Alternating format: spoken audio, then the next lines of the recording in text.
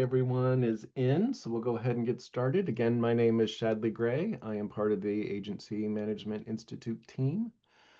For those of you who may be joining us from outside of AMI is dedicated to helping elevate small to mid-sized marketing companies through various ways, including seminars like today. I'm thrilled to have Katy Boos on to join us. And I'm just going to go ahead and get things turned over to her. I believe we are going to wait and hold Q&As until the end of this session, but if anything does come up as we're going along that you feel like needs immediate attention, please feel free to drop it in the comments and I will be monitoring that area. Thank you. Thank you so much for having me, Shadley and AMI. I'm so happy to be here. My name is Katy Boos, and I'm the founder and CEO of Remix Communications. And Remix is a thought leadership agency. So our focus is on placing our clients as speakers at top events and on podcasts. Our clients range from some big folks like Adobe and Zoom, Stitch Fix, lots of people in the middle, and a few smaller companies as well. We do love partnering with agencies, so if anyone is interested in that, please reach out to me and let me know. Just by way of background, I come from a PR background, so full service PR. I've been at a few agencies, and then was at Apple for 7 years in PR. I was co-founder of another agency prior to this and realized that I really wanted to focus on thought leadership and specifically speaking and podcasts for our clients. And so Remix was born from that, and that's been our focus. We love what we do, and we're a group of senior people. So it's been a lot of fun. In my spare time, I'm on the advisory board for South by Southwest. So as part of that role, I get to go through about 150 South by Southwest proposals every year. And it's really eye-opening and interesting to be on that side, seeing those proposals. So it offers a good learning lesson every year when I get to do that. So for the presentation today, I have a pretty short presentation. I'm going to start off with why I think you should be speaking and getting on podcasts. And then I'm going to get into some nuts and bolts, and then at the end, give some resources. So feel free to ask questions at the end. I think if we could hold it, that would be great. But I'm really happy to answer any questions that come up.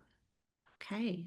So first of all, let's talk about why speaking and podcasts matter for you and your brand. First of all, boost authority. You are all agency people. I don't really need to tell you this, but there is such a boost in your authority when you are out there speaking and when you are on podcasts. It gives you visibility, and it is that true thought leadership of getting yourself and your brand out there.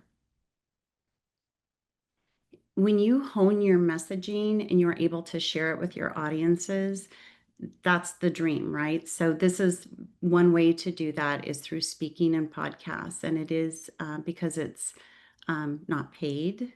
Typically, it matters even more. And then as we're seeing now, the discoverability is really huge. We're talking, AEO, GEO. And the way that this comes about is through, things like transcripts from podcasts. That's very discoverable for LLMs. So podcasts and speaking are becoming increasingly important. And then career advancement. This might not matter to a lot of you who are on this call, but for anyone who's really looking to increase their visibility and to kind of beef up their resume, show what they can do, the career advancement is real. And then recruiting. If you are looking to recruit people for your agency or your company, this is a great way to have that visibility at events and on podcasts, and to be able to show that you are a thought leader to attract people to come to your company. Let's look at some of the numbers here. This is a really interesting stat. 73% of B2B buyers say that high quality thought leadership makes them more receptive to outreach and builds trust in a brand. And this is an Edelman study with LinkedIn.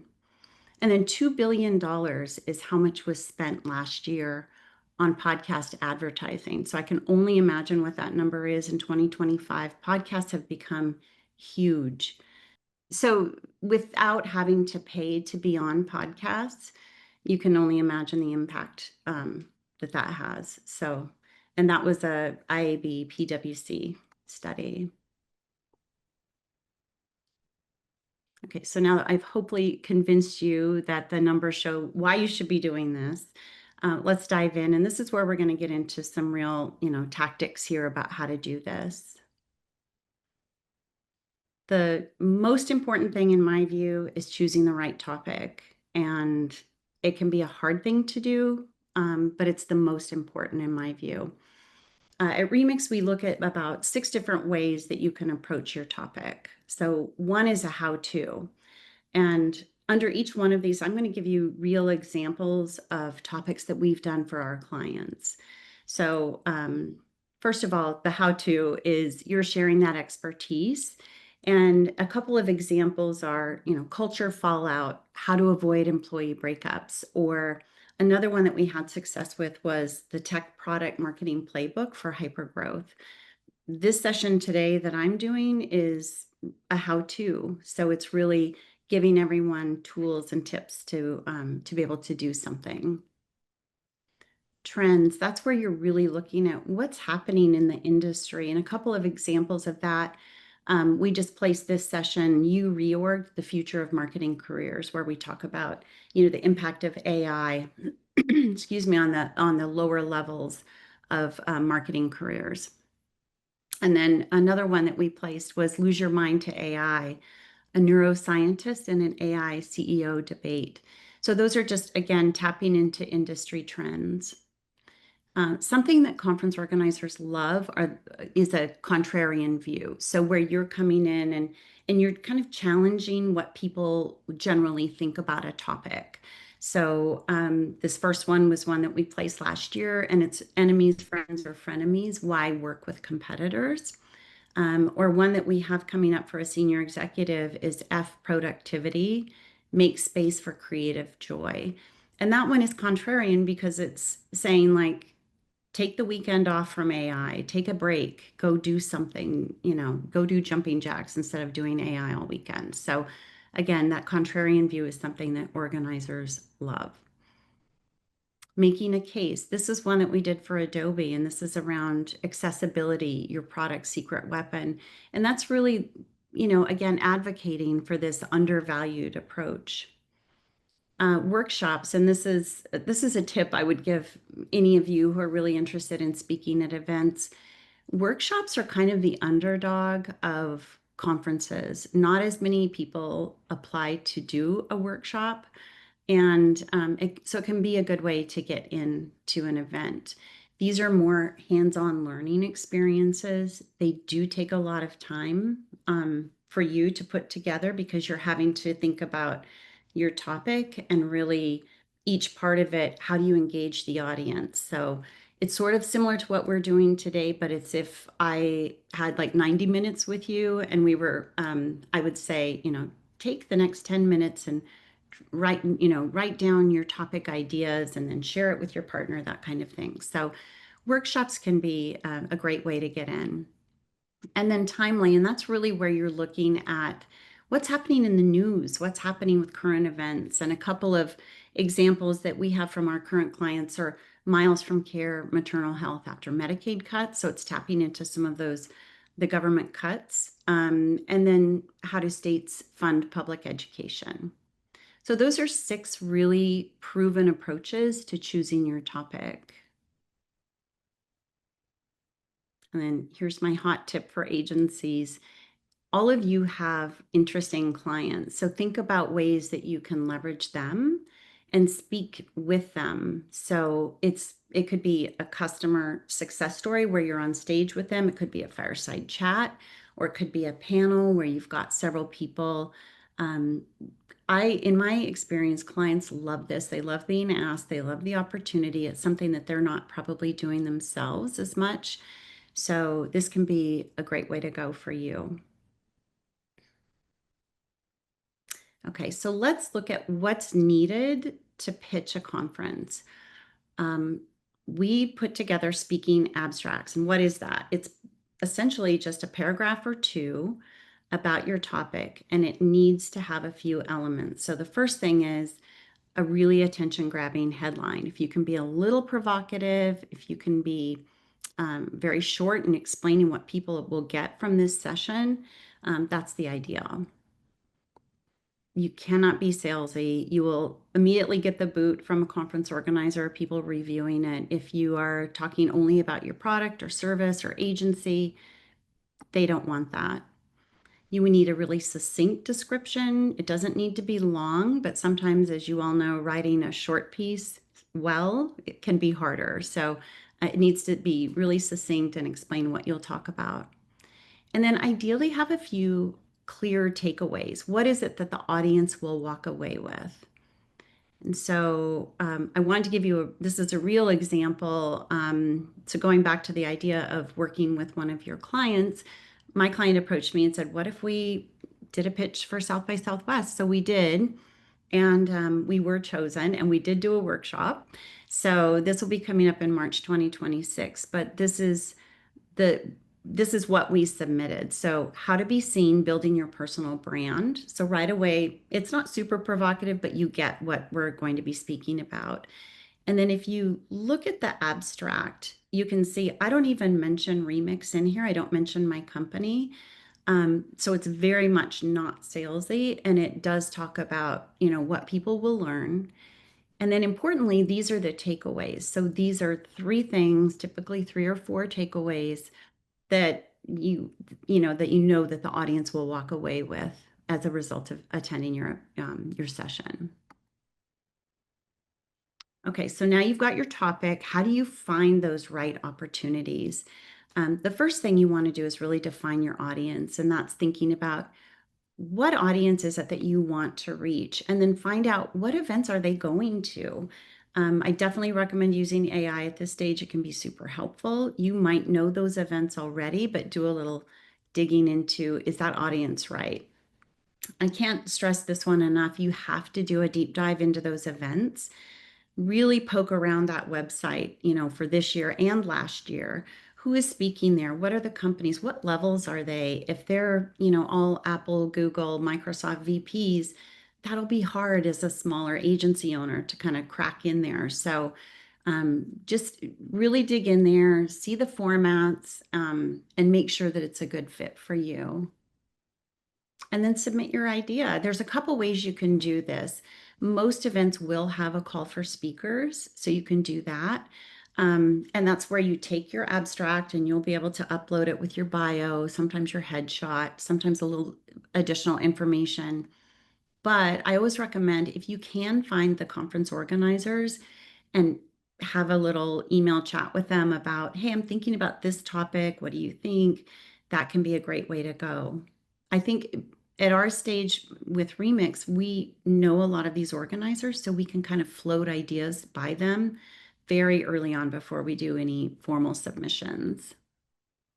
So a couple of ways that you can research events, obviously Google, putting AI plus marketing conferences, that sort of thing. And then look at what events your peers or competitors have spoken at, and then see what upcoming events are, versions of those events are coming up, and then track those. Monitor the social accounts for your target events. Quite often they'll let you know when the call for speakers will be opening. And then, yes, use AI. I love AI, but you need to be kind of cautious about generating event lists. Quite often it will pull old information. It will pull events that don't accept speakers. So just kind of use it judiciously. Okay, I'm going to switch gears now to podcasts. And I like to think of podcasts as sort of your warm-up arena. They're a very low risk, fun thing to do, I think. It's more conversational. You don't have a presentation, and you get to really test out your messaging. I think this is a super important and underrated part of podcasts, is that you get to experiment with how you describe yourself, your company, your messaging, and really see if it's resonating and how that works. Because it's conversational, it does feel more natural. And the bonus is then you can build sort of a portfolio of your appearances. And sometimes in speaking, they want a video of you speaking if you haven't done that before. Oftentimes, a video of you on a podcast will help. So that can be great.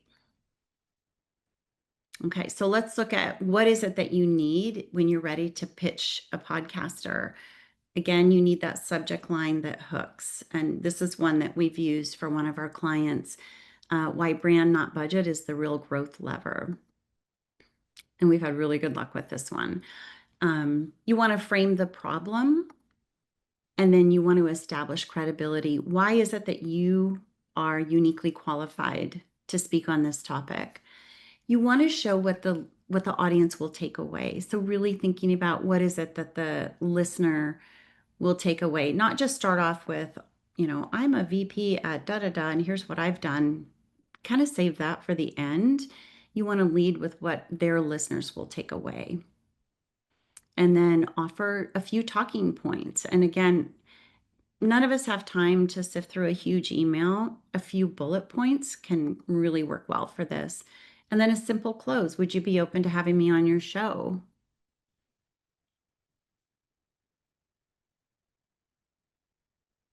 So, a few ways for you to find the right podcast. Obviously, you might know some. You can dig around, Spotify and Apple Podcasts. But these are some tools that you can use, and most of these have free versions that will give you some information. So, Podchaser, Listen Notes, and Raphonic are three of the big ones. So, dig around in there, find as much as you can. A lot of times, they won't give you the contact information for the podcaster. So, you might need to then, once you've identified a short list, go to the podcast themselves and find the podcaster that way. Again, use AI, but cautiously. So a golden rule with podcast pitching is always listen to 2 or 3 episodes before you're pitching. You have to understand, is this the right podcast for me? Is it the right style? Just a few things that are really important that you'll pick up right away. These are a few mistakes to avoid. Believe it or not, a lot of people will pitch shows that don't take guests. It's not a good look. So definitely avoid that. This is a big one. People are using AI to write pitches, and it can be a great start, or it can be a great way to finish what you've started. But when they're obviously AI generated, they have that certain cadence, and they're using M dashes, which I'm still salty. I'm an M dash, lifelong M dash user, and now I can't use them. So, but try to avoid AI generated pitches.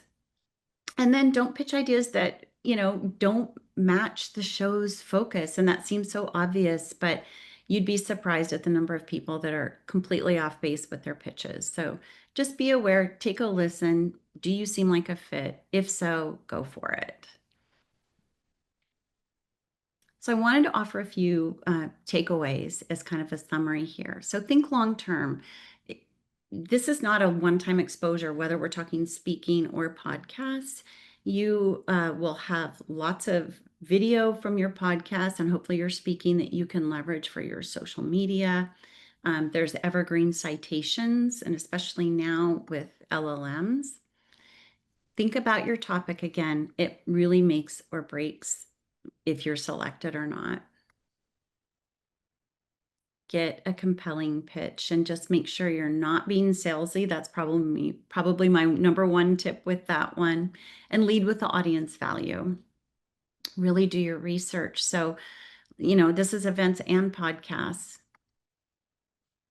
and just do it. I know this can seem overwhelming, but hopefully by dividing it up into a few of these, key actions, that it makes it feel like something you could do. Just get that good topic and start with podcasts to warm up and then graduate to speaking. So I think everybody here is capable and could do this. So you just need to dive in.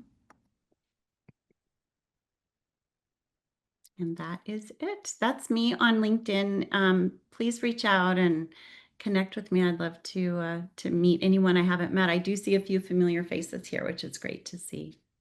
Awesome.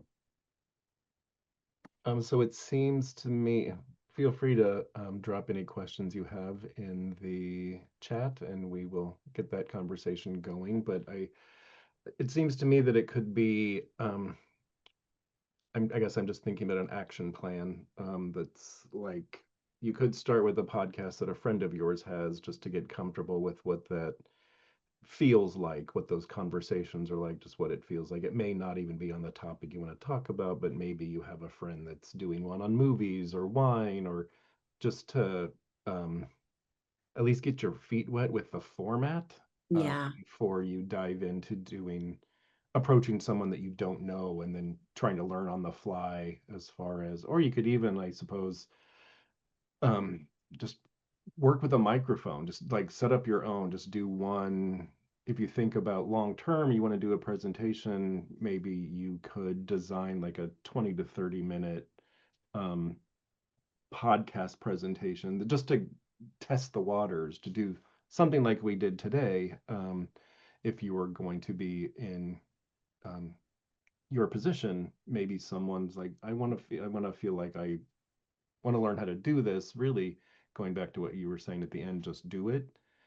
Um, the easiest way to just do it is to just do it for no one, but just to learn the tools and get comfortable in front of the camera and what is it like. Yeah. And that's just a thought I had in listening. Yeah. I Um, love that. And there are so many podcasts now. There are a bajillion podcasts. So you can find one that it maybe is smaller, would be much more receptive to having you. It's very low risk. So yeah, that's a great way to start. we have a question that's, do you have any control over how the editing of a podcast goes as a participant? Good. That's a good question. Sometimes and sometimes not. So you can talk to them in advance and see if they're open to that. Generally speaking, they're editing anyway. So if you can establish that rapport with them and say, gosh, I said this part, can we just cut that part out? They'll do that. Yeah, I guess maybe for people that don't know what the process is like when you're actually in a podcast. I have been a podcast guest a couple times and they happen differently depending on how the other person is. But there can be um, some stop and go. There is some, unlike what we're doing right now, which is live, and we will do some editing after the fact as far as, end caps, but we're not going to edit the content in the middle. Whereas with podcasts, a lot of it can be edited. You can, if you establish beforehand what that might look like if I screw up what I'm saying, or if I want to change what I'm saying, you can sometimes, depending on how the podcast is run, you can stop and, okay, wait, ask me that question again. I want to answer it differently. Like that, there is more editing. It might sound fluid, but a lot of, there can be some editing and pausing in between when you're actually Yeah. participating in the podcast. Yeah, that's such a good point too, Shadley, is, establishing that up front. Hey, if I flub my words, can I ask to stop and restart? And I've done that and I probably needed to do that several times today, but it was live. So here we are. But yeah, it's as long as you have that conversation up front, they're generally very open to that. Yeah, they want you to feel comfortable as a guest as much as they want to, establish or build their brand as far as or the audience for their podcast. So they want the experience to be good for you as well as Yeah. wanting it to do well. Yeah, Um, definitely. do you have any? Again, feel free to pop in any questions you have. I'm just kind of riffing to see what kind of questions might that I'm thinking of. Do you have any? I was gonna, this is gonna, feel free to say no, but I was like, are there any horror stories as far as like that you have heard of someone?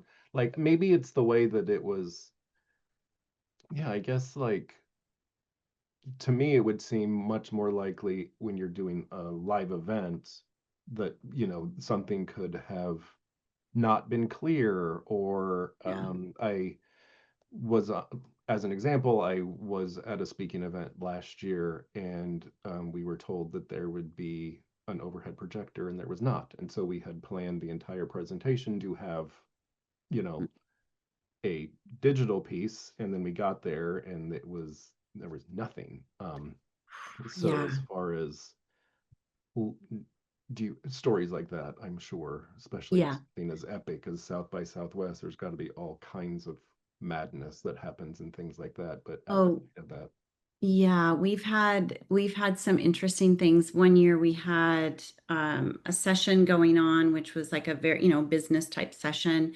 And then next door was like a rockin' and rollin', like they had John Legend or somebody in there, and it sure. was music and people like screaming, and you could hear it was, so things like that happen. For podcasts, plan that you'll be on video, even if you're not 100% sure that they will be Mhm. doing video.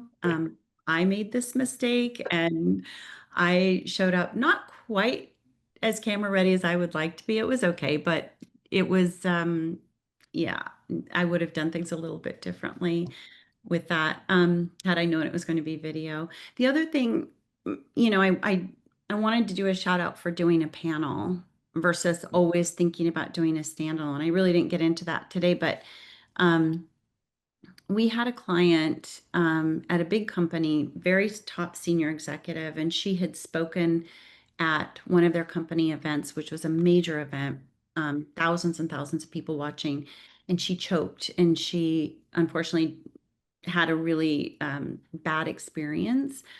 Mhm. And this was before we started working with her. And then they said, "Hey, we want to start to get her back in, but she had this really bad experience. What do you recommend?" And we started with panels for her. And even Mhm. though, you don't immediately think, "Oh, a senior VP, why would you put them on a panel?" We matched her with like levels at large companies. And she got her groove back. It Mhm. was something where she had just choked, and it overshadowed everything that she did from, there forward. And so by doing the panels, it gave her that confidence to speak. And then she started tearing it up and Mhm. doing great, individual sessions in front of large audiences. And yeah, it was Right. great. Yeah, and that's similar, somewhat similar to podcasts in that it's conversation. It can be conversational depending on how the panel Yes. goes. So you're not left alone to manage the entire room and the entire thing. So it can feel it's a little bit safer because it is a shared space. It is a shared experience. So you're not, again, left alone with it. So it is a good way to um, test out um, sharing your opinion and test out.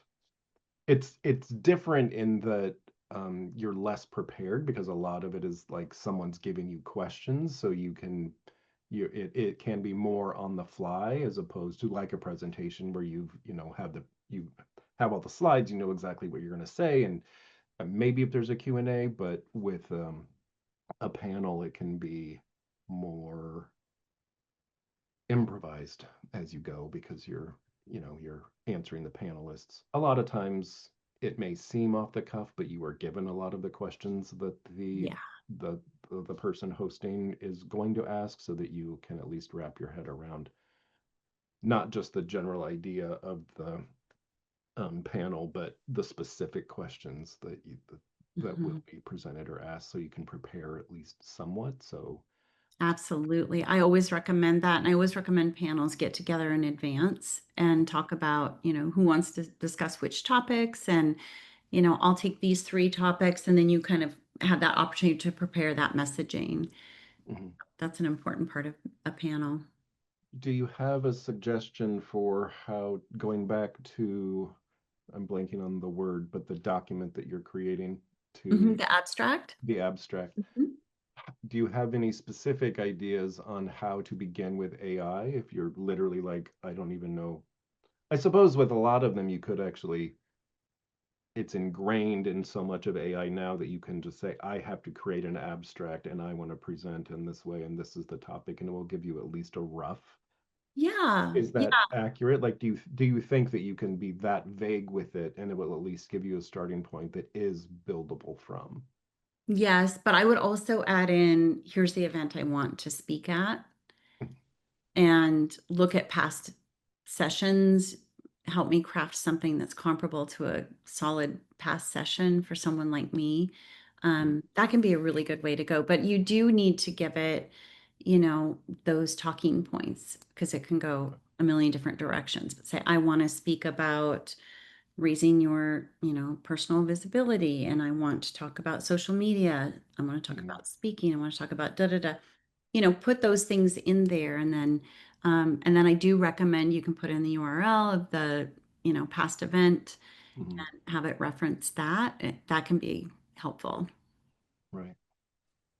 And I suppose similarly for podcasts, you can use it to, the prompt is similar in that I want to propose myself as a podcast guest. Mhm. And depending on how much you have used your AI, you may need to upload your business website and your, like if you're, starting fresh, Yeah. you might need to put in your CV and your, an overview so it has a way, some understanding of how to pitch you. Um, Yeah, and I think on that, like I wouldn't overthink the podcast pitch. The topics that you want to speak about generally, and so bulleting those out along with your credentials, and would love to have a conversation about this. I think your listeners would take away XYZ. mm, That's kind of the gist of it. That's really what you need. right. Um, anybody? Anybody have questions? I know a little bit about it was one of the references, Pod Chaser. Hmm. Um, that one, there's another one that I was going to ask your thoughts on. It's like Podcast Guest. Are you familiar with that one? I haven't used that one. Let me make sure I'm not giving the wrong URL. But Podchaser's great. It's a very well done tool, and their paid version is very good. mm, It's kind of expensive in my view for what it is. So, yeah, we have switched to primarily using the paid version of Raphonic, and okay. that gives really as accurate as you can be with podcast listener numbers. Interestingly, a lot of those are not divulged, like Apple Podcasts, or it's very hard to get those numbers.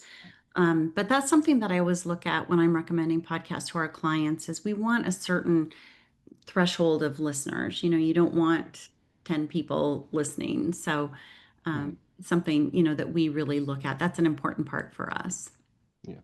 Yes, And those tools are podcasts. great because they can also recommend other, it's a recommendation engine, right? So they're recommending other podcasts that are similar, Mm, other, things to think about. So, yeah. Yes, podcastguests.com is the one that I had talked to someone else about, and it okay, is like great. it is if you are a presenter. It's not like you're not looking for contact information. It's more like I am an expert in this, and Right. so people that are looking for podcast guests access it instead of you getting contact information. Right. I don't know a lot about it in order to be able to speak to it, but podcastguest.com is a place where you set up it's almost like a dating profile. And you Yeah. set up a profile, and these are my topics, and you can get on email blast lists and things. Like it's another resource that if Oh, someone, that's great. Yeah, almost like a paid speakers bureau, but not paid, I guess, in this case. But yeah, yeah, yeah, yeah. that's very cool. I'll check that Yeah. out. So that one is another resource that I am somewhat familiar with. Um, do we have any other questions? We have a small enough group at this point. Don't feel like you have to type it in. If you want to unmute yourself, you're welcome to jump in. Um, so we'll wait a couple minutes to see if anybody has any questions, see if I can come up with anything else that might be. Is there a question that I should be asking? Is there a question that you wish more people would ask when about this before they dive in? Is there something? some other like little wisdom that you're. Yeah, yeah. I think one thing that conference organizers love that a lot of people don't do is when you can put together a really killer group of people on a panel to talk about a certain topic. Mhm, So rather than just pitching yourself, which is great too, but sometimes it's really nice to go here on a silver platter is this panel that is mhm, just loaded with great people. So, for example, I mentioned the marketing, you reorged the future of marketing careers. We put that together with a group of people. We use the CMO at Zoom, who's our client. We use the CMO at Stitch Fix, who's our client. We brought in Deloitte, a partner there who is an expert in marketing and future of work. And then we brought in a guy who is a podcaster who talks about marketing careers. And so he's our moderator. So we really beefed up this panel, and that was accepted. So, mhm, I think really just thinking outside the box of what is it, not just what do I bring, how can I bring in other opinions, viewpoints that will really round this out, that people in the audience want to be there. They want to hear this. mhm. And I think also it's important to think or to recognize that um, there's a, I don't, like it can take a while. Or like you, like just because I'll use this as an example. Like if I have a book I want to promote, I Hmm. can't wait until the book is published and then think I'm going to get on a podcast on Friday. You have to, there can be a lot of planning and going to thinking about events that can be 18 to 2 years out before you're actually like you might think, oh, I want to start speaking at events in 2026. The first half of the year is booked. So it's not like you have to, it is a long game, or it can be like um, it can be a longer window between, even if you're accepted, like we'll have you speak in November of 26, so Yeah. um, it's not, I know this from working with Drew's podcasts. Like Hmm. he interviews them when his window is available because Right. Drew has an insane travel schedule. So he'll stack them. It's like, but that one's not going to be aired until 2 months from now because just That's how. right. So just something else to keep in mind as thinking about this is that Yeah. it can take, um, you can start establishing the relationships. You can even schedule the event or podcast or whatever, but it might not air for several months. Yeah. Just to keep that in mind, especially if I want to start doing podcasts in support of something, you have to make sure Right. that the timing works out as far as um, when that it makes sense. You don't want to like, Mm. I published a book last year and I'm just now getting around to doing a podcast on it, a year after. So just something else to think about. It's such a good point. And some of them will run it like the next week, so it just really is all over the map. But typically it is a little bit of a longer lead time with podcasts that, you'll do the interview and it won't appear for months. And then, yeah, I'm glad you brought that up about speaking. We are pitching well into 2026 right now for events, spring, summer types of events, and even into the fall. Some events are 9 months out that we're Mm, pitching. I had somebody yesterday ask about CES, and that is January, and it's like, or it's early January. It's like, right, you know what? Yeah, that one, that ship has sailed. And I mm, know because I've talked to the organizers, right, right, yeah. um, you can, having said that, you can always find out, like sometimes there are last minute openings. There can be, people drop out for various reasons, or they just can't find this you know, person for a specific panel. Mm, But yeah, it's mm, typically several months out that you're mm, pitching. mm. And I suppose that would be some way to introduce yourself is as an alternate. If Mhm. if an event is already passed, and you're like, oh, they're not taking submissions, you can at least make the introductions. Like, I want you to be aware of what I bring to the table in case someone canceled, in case, because I think a lot of people might get tied in, well, I didn't get it, so I'm gonna move on, not even thinking, oh, well, let me just offer up that I am an alternate, or do that if they need a last minute person. I'm in the same town, if like events that are local Yeah. that might not seem like an obvious, but Hmm. still meet those people, have those people know that you are, especially if in the marketing industry, you're needed. Those kinds of brains are needed in every kind of panel that might not seem like on paper, oh, this is an agricultural event that doesn't feel like, well, let me just introduce myself as a marketing expert. You can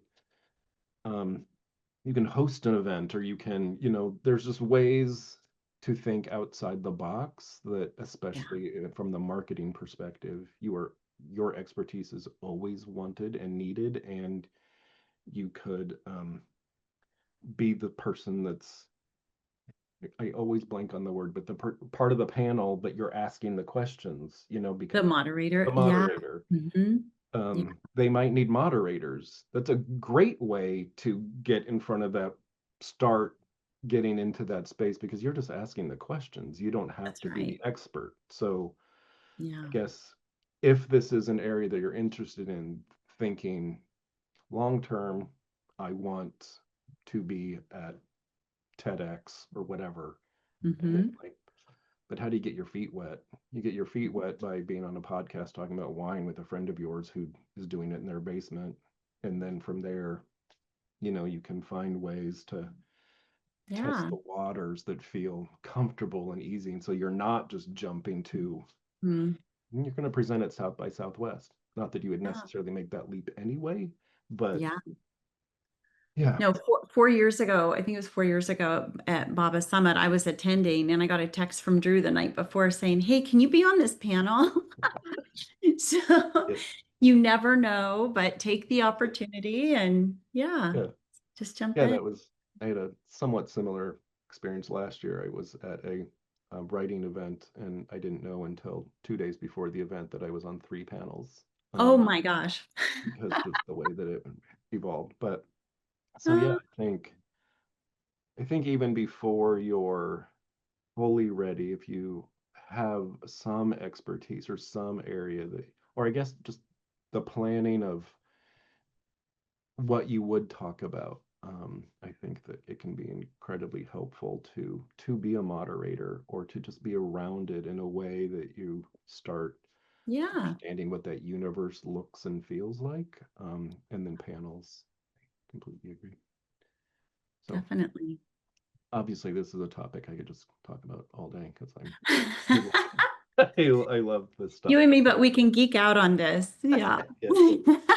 Um, Yes, I didn't mean to commandeer there, but I just got on a little bit of a soapbox. Does anybody else have any questions before we wrap up and let you get back to your day? All And right. feel free to reach out. My email, it was on the last slide, and I'm on LinkedIn. So feel free Yeah. to reach out if you have specific questions or anything. I'm always happy to chat about that. Mhm. And we did record this. This will be on the AMI website in a couple weeks. It takes us a couple weeks to get it all edited and up on the website. But it will be up. I will drop my email address in the chat if anyone wants to reach out to me for any reason. And yeah, this was great. Thank you very much, Katy, for Thank you, joining us Shadley. today. And thank you all for checking in. It's been fantastic to have you join us. And yeah, we'll be back in a couple weeks with another session. I don't remember what the topic is off the top of my head, I'm afraid. So, well, We'll all be there. I think it's the legalities of AI. I will double check, but I believe I'm 95% sure that we're talking about the legalities of AI in 2 weeks. So that'll be a great one too. So again, thank you all and have a great afternoon. Great. Thank you. Bye-bye. Bye.